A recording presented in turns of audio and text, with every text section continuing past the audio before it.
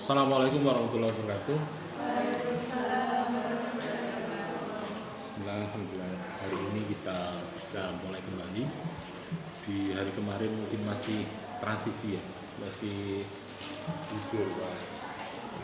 Oke, di kesempatan atau minggu ke-9 ini atau pertemuan ke-9 pasca UTS, kita membahas tentang studi konstitusi. Di sebelumnya mungkin kita membahas tentang klasifikasi ya, atau mungkin bisa juga konstitusi atau perbandingan konstitusi yang ada di negara-negara yang lain. Dan ini kita kembali lagi kepada materi kita, fokus kita, konstitusi kita yang kita bahas adalah konstitusi yang ada di negara kita. Nah, tentunya pada subtema kali ini kita akan bahas tentang prosedur dan sistem perubahan konstitusi. Kembali lagi bahwa undang-undang atau hukum yang ada di negara ini kan ada hukum itu buatan Tuhan, ada buatan manusia. Nah, yang kita fokus di sini adalah undang-undang buatan manusia khususnya di negara kita yang namanya konstitusi atau bisa juga dikatakan undang-undang dasar negara kita. Tentunya ada mekanisme perubahannya. Artinya tidak haram untuk diubah. Nah, perubahan ini juga mengalami dinamika-dinamika yang mungkin bisa mengharuskan ada sebuah perubahan konstitusi, tapi tidak bisa juga perubahan itu ada yang menyeluruh, ada yang hanya per poin atau per pasal saja yang barangkali itu harus menyesuaikan situasi kondisi yang ada. Atau bisa juga yang kita kenal ketika ngomong perubahan istilah dalam konstitusi itu adalah amandemen. Ya, amandemen sebuah undang-undang itu biasanya diatur dalam pasal terakhir palian dan perubahan tentang konstitusi di negara kita. Tentunya kalau kita kaji lebih mendalam ada beberapa hal yang tentunya menjadi dasar pemikiran terkait dengan perubahan itu. Yang perubahan mendasar mungkin bisa juga terkait dengan masa jabatan presiden, itu bisa juga sistem pemilihan kepala daerah atau kepala negara itu dilaksanakan secara terbuka atau secara langsung, itu juga harus ada dasar hukumnya dalam amanahkan di dalam sebuah undang-undang. Tetapi kita tidak bicara tentang itu. Tentunya ketika kita mempelajari itu memang ada sejarah-sejarah pembahasan terkait dengan itu. Kalau adik-adik mau membaca materi yang saya tautkan di e-learning 9, saya kira itu sudah nyaris terbahas di situ. Kalau Anda mempelajari itu ya. Terkait dengan sejarah Anda baca aja di situ ya. Jadi pada tahun ini berapa amandemen pertama ini apa dan sebagainya. Saya kira di materi itu ada. Tetapi yang saya bahas di sini adalah terkait dengan prosedur atau sistem amandemen yang harus dilakukan. Artinya perubahan itu boleh dilakukan asal apa?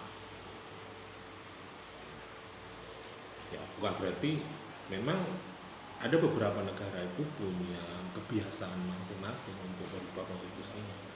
Atau mungkin ada ketika aktivis di sebuah organisasi itu biasanya setiap periodisasi pergantian kepengurusan pasti ada pembahasan tentang ADART atau PDPRT ya, sebagai dasar, sehingga itu mungkin bisa dirubah di situ. Tetapi ini konteks negara.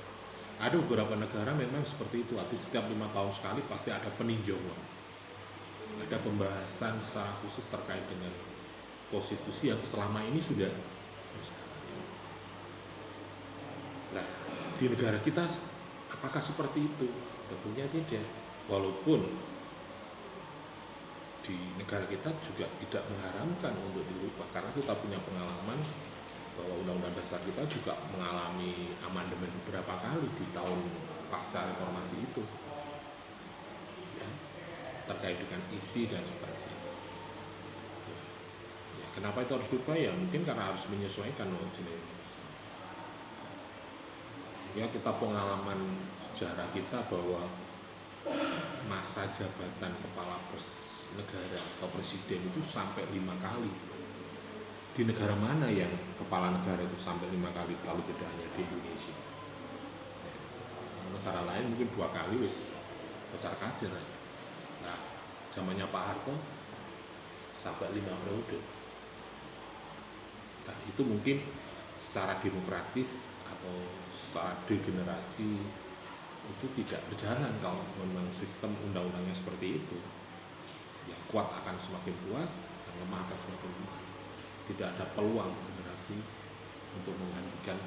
Tapi kalau sekarang kan dibatasi. Itu akan berimbas pada kepemerintahan yang di bawahnya juga. Kayak gubernur, bupati, kepala desa. Bahkan sekarang ini yang baru ini kan kepala desa ada perpanjangan masa jabatan. Yang awalnya 6 tahun sekarang jadi 7 tahun, 10 tahun ya. Tambah 2 tahun sampai 2027. Dengan alasan apa? Mungkin banyak hal yang perlu. Itu mungkin kasus-kasus yang terjadi di negara kita. Terkait dengan amandemen ini, jadi proses amandemen konstitusi ini adalah langkah-langkah yang harus diikuti mengubah atau memperbarui konstitusi dalam suatu negara. Konstitusi secara hukum dasar negara ini menetapkan kerangka kerja pemerintah, hak dan kewajiban warga negara, prinsip-prinsip mengatur kehidupan bangsa dan negara. Amandemen seperti ini. Proses amandemen ini adalah langkah yang serius karena ini merubah dasar, merubah fondasi. Cara bangunan itu lantainya dulu.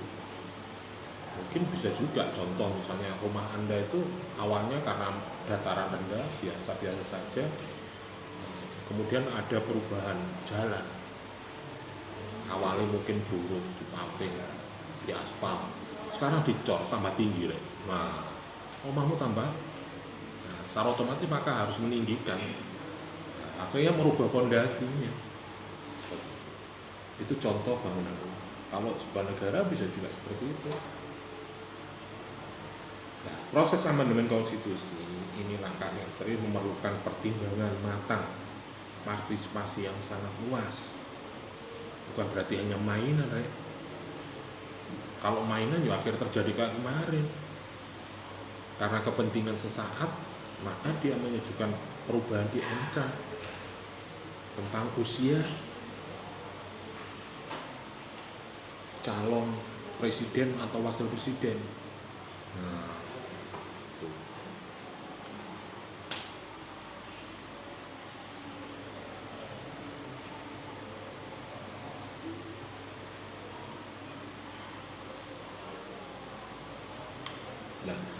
terkait dengan perubahan itu tentunya ada inisiasi istilahnya. Inisiasi itu apa? Tahapan awal yang penting dalam proses perubahan institusi, di mana melalui proses panjang yang rumit sehingga fungsi tersebut, pengajuan usulan-usulan itu tentunya harus mengalami sebuah proses. Inisiasi oleh parlemen misalnya. Maka amandemen konstitusi adalah salah satu mekanisme yang harus digunakan anggota parlemen atau legislator. Jadi, cara undang-undang itu siapa yang mengajukan RUU-nya, rancangan undang-undang, atau munculnya inisiasi. Tentunya legislasi juga punya hak untuk itu, karena sebagai perwujudan perwakilan masyarakat untuk secara konstitusi memang punya berhak untuk melaksanakan itu. Kemudian yang kedua, inisiasi bisa muncul dari presiden pelaksana daripada pemerintahan ini. Dalam beberapa negara, presiden ini memiliki peran yang inisiasi yang sangat penting karena dia sebagai pelaksana. Pasti mungkin ketika melaksanakan konstitusi itu banyak kendala, sehingga dia perlu mengajukan sebuah perubahan regulasi atau perubahan konstitusi untuk diajukan kepada legislasi. Atau bisa juga inisiasi itu muncul dari petisi publik, demo-demo masyarakat, atau konflik isu semacam. Jadi kalau dalam munculnya perubahan itu bisa juga karena aspirasi masyarakat atau desakan atau bisa juga petisi publik. Amandemen ini perlu melibatkan penulis secara langsung. Ini biasanya melibatkan perkumpulan, tanda tangan dan sebagainya. Kayak ini gerakan 212 lah itu. Mungkin gerakan ketika dukungan masyarakat penduduk Indonesia terhadap nasib Palestina atau mungkin Zionis Israel, masalah seluruh Indonesia demo nyata pendapat nang ini DPR dewe-dewe Kabupaten Mojokerto demo nang ini DPRD minta pemerintah Kabupaten Mojokerto untuk mendukung pemerintah Indonesia, sehingga statement itu bisa dikumpulkan di seluruh Indonesia dan pusat akhirnya bisa menjadikan perubahan, menjadikan gerakan perubahan di konstitusi kita untuk memutus hubungan misalnya dengan ini inisiasi. Nah, tentunya di dalam inisiasi itu juga tidak lupa adanya proposal amandemen konstitusi, kualitas, kejelasan, rancangan itu harus jelas. Maka tujuan daripada amandemen itu adalah menjelaskan mengapa amandemen itu diusulkan. Yang kedua ada teks amandemen, redaksinya seperti apa. Ya, ada proposal tentang harus mencakup teks konkret perubahan yang diusulkan itu apa. Kemudian rasionalisasi. Kenapa ini harus dirubah? Ya, tentunya ada secara logika, secara rasional, ya memang harus dirubah. Terus gak sama nih.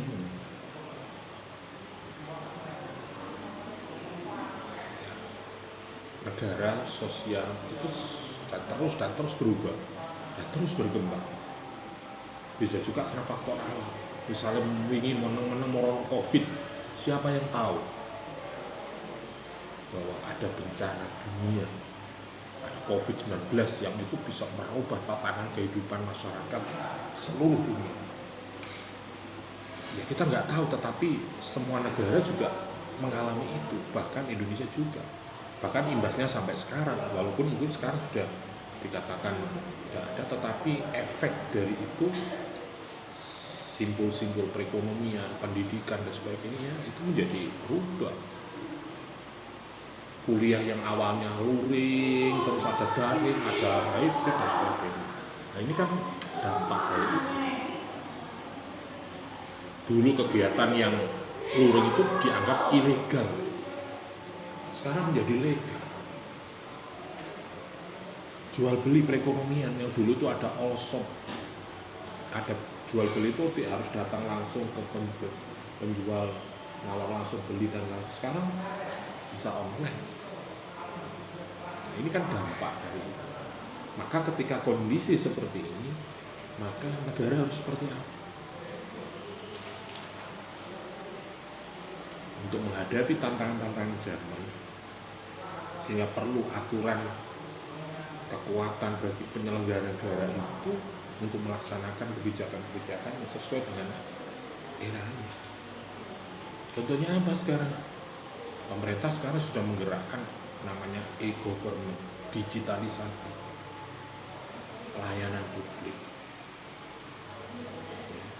Jadi ngurus surat itu tidak harus datang, bisa juga hanya online lewat HP saja juga bisa dilaksanakan. Artinya hal-hal yang seperti ini juga harus ada payung hukumnya. Kalau undang-undangnya masih lama, yo wis gak zamane iso kok kreceki barang. Zaman wis kok ngene wis sampeyan sik gawe HP ngono. Artinya itu membutuhkan perubahan. Sehingga penyelenggara negara juga memberikan payung hukum sehingga dituangkan di dalam program kerjanya, tupoksinya, atau bisa juga kebijakan-kebijakan terhadap perubahan. Kemudian ada prosedur, ini harus mencantumkan langkah-langkah yang diikuti untuk mengamandemen. termasuk bagaimana pengesahan amandemen akan dilakukan melalui lembaga legislatif atau bisa juga referendum masyarakat atau bisa juga melalui prosedur lainnya, melalui prosedur rakyat, referendum masyarakat, bisa juga persetujuan. Misalnya negara ini mau dijadikan apa, republik apa tadi federal apa tadi apa, itu kan berarti harus ada persetujuan. Artinya pemilu itu tidak harus berpikir memilih pemimpin, tetapi baik setuju atau tidak, itu melalui referendum. Kemudian waktu pelaksanaan ini hanya mencakup kapan perubahan itu dilakukan untuk mendapat menjadi efektif, menjadi setujui oleh masyarakat. Ada juga dampak potensial.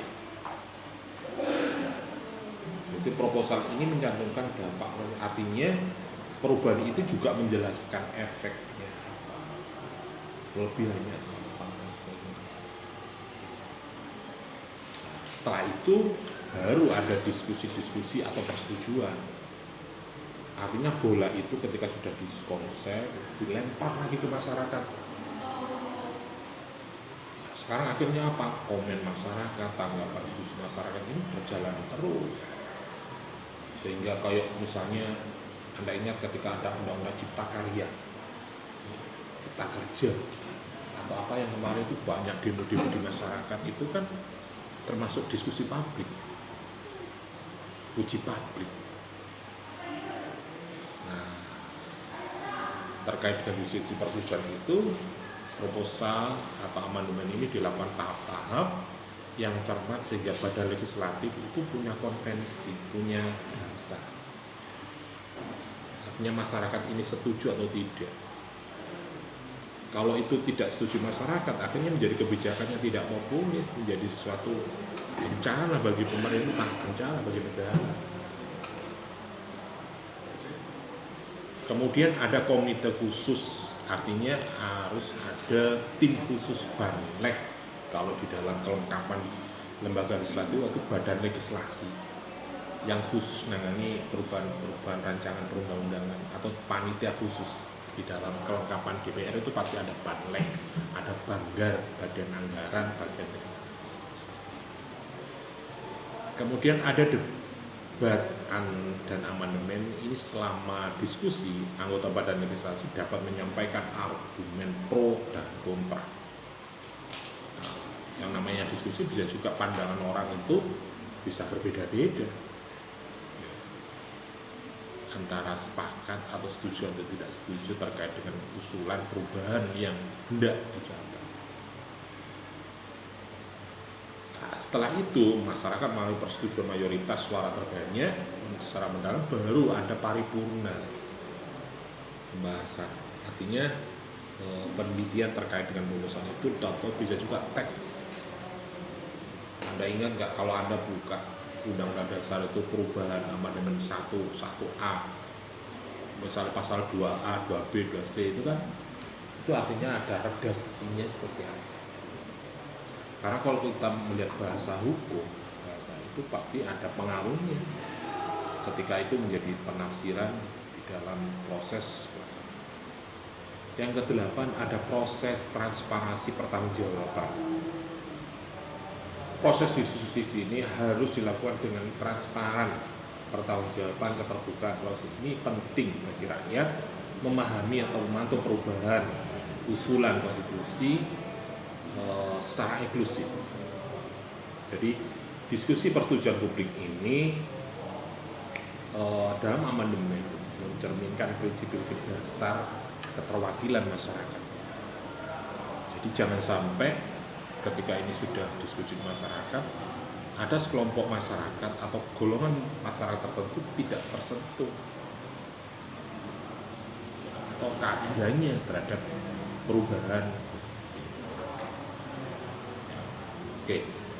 Kemudian berikutnya adalah ketika diskusi sudah dilakukan, maka ada ratifikasi atau referendum. Referendum ini adalah salah satu tahap di mana amandemen konstitusi banyak di sebuah negara atau mekanisme ini rakyat secara langsung partisipasi. Kalau tadi saya sampaikan bahwa referendum rakyat itu tidak hanya memilih pemimpin sebenarnya. Kalau memang itu ada persetujuan harus disetujui masyarakat, maka harus ada mekanisme seperti pemilu seperti itu, yang dimana masyarakat setuju atau tidak terhadap perubahan. Misalnya perubahan IKN, masyarakat setuju nggak bahwa ibu kota negara kita ini dipindah, Singawali Jakarta dipindah ke Kalimantan? Tentunya merubah, memindah itu tidak semudah sakarpe presiden, mestinya ada mekanisme seperti ini. Karena ini kebijakan negara, maka harus melalui mekanisme referendum bisa juga. Kayak Timur Leste, Timur itu referendum, masyarakat setuju atau tidak melepaskan diri dari negara Kesatuan Republik Indonesia. Nah, referendum publik ini adalah pemungutan suara yang dilakukan di tingkat nasional maupun regional, maupun warga mengungkapkan pandangan mereka terhadap perubahan konstitusi yang diusulkan, ya atau tidak. Tapi kan jarang ini ya,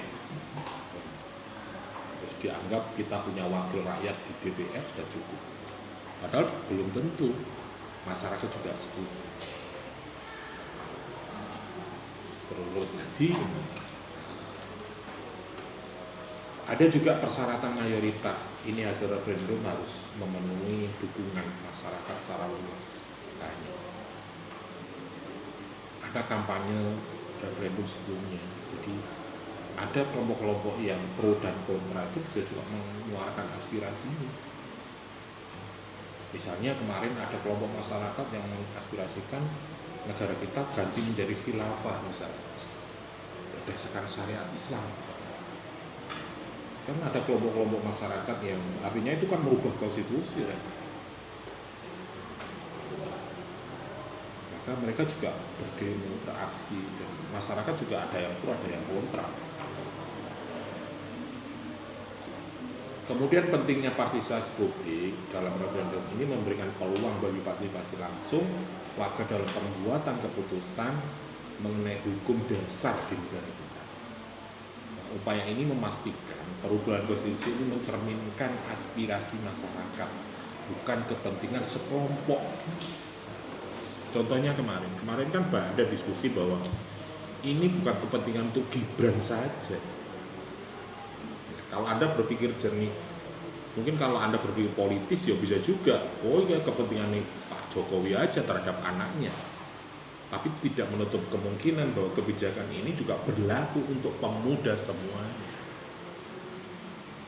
Artinya siapapun yang punya kompetensi, punya finansial, punya dukungan politik bisa juga mencalonkan walaupun usianya belum sampai 40 tahun. Kemudian usianya kan di bawah. Artinya peluang ini bukan kepentingan untuk Gibran, tetapi untuk semua pemuda di seluruh Indonesia yang punya kesempatan boleh ketika itu itu contoh. Sistem perubahan konstitusi. Sistem perubahan konstitusi pada aturan prosedur yang diatur dalam konstitusi negara untuk merubah atau memperbaiki hukum dasar tersebut, setiap warga negara memiliki sistem perubahan konstitusi yang berbeda. Prosedur misalnya konstitusi setiap negara yang menentukan perubahan bagaimana yang dapat diajukan, dibahas, mencakup ada yang badan berwenang, ada yang mayoritas dan sebagainya.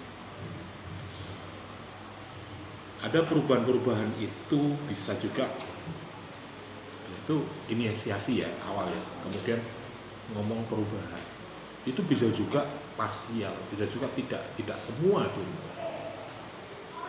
Mungkin ada poin-poin ayat atau pasal yang berubah, ada juga yang menyeluruh. Kalau parsial ya perubahannya hanya sebatas redaksi atau bisa juga perubahan yang terkait pasal apa. Ada perubahan menyeluruh berarti semua diganti total. Ya. Mulai dari definisi, tujuan, perubahan dan sebagainya. Kalau di negara kita itu boleh dirubah semua asalkan satu, pembukaan Undang-Undang Dasar tidak boleh dirubah. Pancasila itu catatan. Jadi pembukaan Undang-Undang Dasar atau preambul itu tidak boleh dirubah. Kalau dalam-dalamnya silakan. Itu mungkin menjadi prinsip dasar perubahan. Tidak mungkin kayak merubah mosok katanya biar negara ini tidak adil dan tidak sejahtera. Tidak mungkin.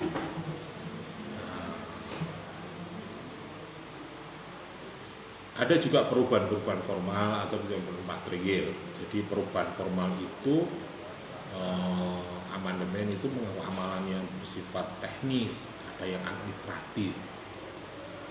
Material dan formil itu beda di situ.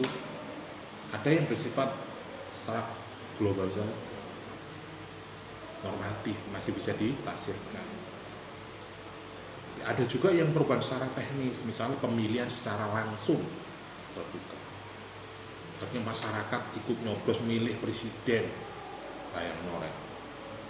Orang juta, berapa ribu, berapa juta orang yang cara wong kampanye nyangoni 1.000 biroan misalnya. Ya. Saya Indonesia, katakanlah pemilihnya 150 juta, lu diterbitkan berapa orang? Itu mungkin perubahan-perubahan yang parsial. Ada juga memang suatu negara-negara itu ada ketat, artinya perubahan itu tidak serta-merta mudah, sehingga berganti rezim, ganti konstitusi, tidak seperti itu. Tetapi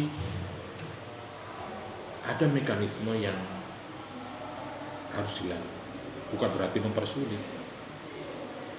Ya sama halnya ketika saya menyampaikan pada adik bahwa jangan mempersulit mahasiswa, tetapi tidak mudah bagi mahasiswa.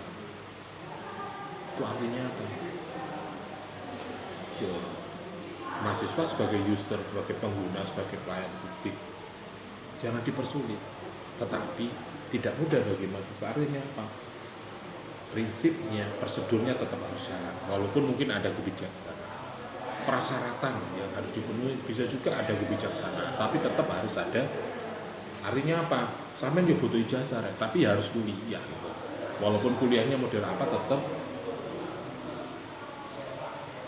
bukan berarti ijazah langsung dapat dicetak, enggak. Tetap ada mekanisme yang harus sama halnya seperti itu. Konstitusi juga begitu. Ada beberapa negara-negara itu yang mungkin di pertemuan kemarin kita menyampaikan ada negara yang rigid, sulit.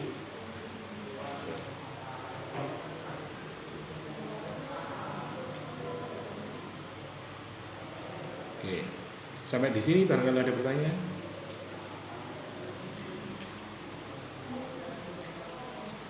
Tentang perubahan konstitusi. Ini kalau Anda baca di materi PowerPoint yang ada di e-learning, saya kira penjabarannya lebih detail lah, terkait dengan kelembagaan negara. Di pasal per pasal itu dibahas di sini. Misalnya contoh tentang agama, pasal 29 Undang-Undang Dasar 1945. Negara berdasarkan ketuhanan yang Maha Esa. Ini pasal 1. Negara artinya menjamin setiap penduduk untuk memeluk agama masing-masing, untuk beribadat menurut agama masing-masing dan kepercayaan itu sendiri. Artinya ini hak, bukan keharusan. Artinya setiap warga negara itu punya hak untuk memilih keyakinannya. Kemudian contoh lagi terkait dengan pasal 30 misalnya, pertahanan dan keamanan. tiap-tiap warga negara berhak wajib ikut serta dalam usaha pertahanan dan keamanan negara. Ini artinya apa? Lho wis ana tentara mau TNI lho Pak, ojo melok-melok gitu. Mungkin secara struktur fungsional kelembagaan yang bertanggung jawab itu, tetapi hakikatnya dalam undang-undang ini, konstitusi kita ini, semua warga negara itu juga terlibat langsung pertahanan negara. Maka usaha-usaha hankam negara itu ya tidak hanya TNI dan Polri, tapi masyarakat, elemen masyarakat itu ikut terlibat. Tetapi secara hukum bisa juga ya TNI dan Polri. Ya, kemudian lagi ada lagi tentang pendidikan, ini pasal 31, pasal 32 tentang ekonomi nasional, disusun sebagai usaha bersama berdasarkan atas kekeluargaan, bahwa masyarakat yang terlantar juga, bahwa sumber daya alam yang ada di atas bumi karena usaha adalah milik negara. Ini kan diatur. Makanya sumber daya di laut itu ada ikan, ada di danau, ada tambang minyak, tambang batu bara dan sebagainya, dan sebagainya. Itu harus dikuasai negara untuk menopang perekonomian. Ini pasal ini juga harus diatur.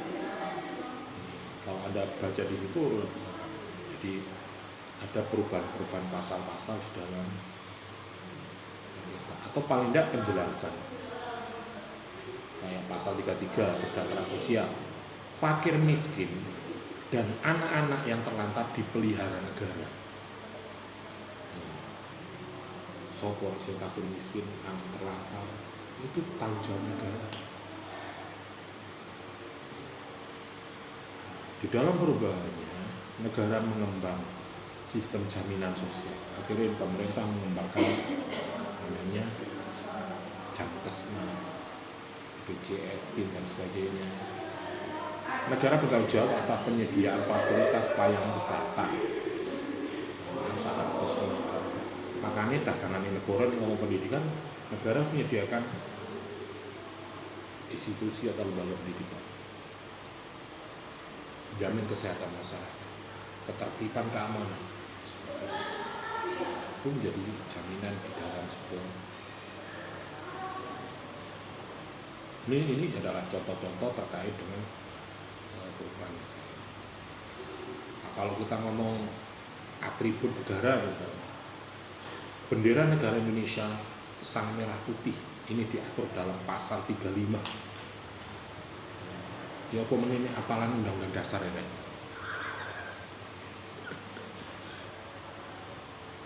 Pasal 26 bunyinya apa? Apa ya lagi ya? Kamu coba, saya dokumennya aja enggak punya. Pasal 35, pasal 36, bahasa dan negara Indonesia adalah bahasa Indonesia.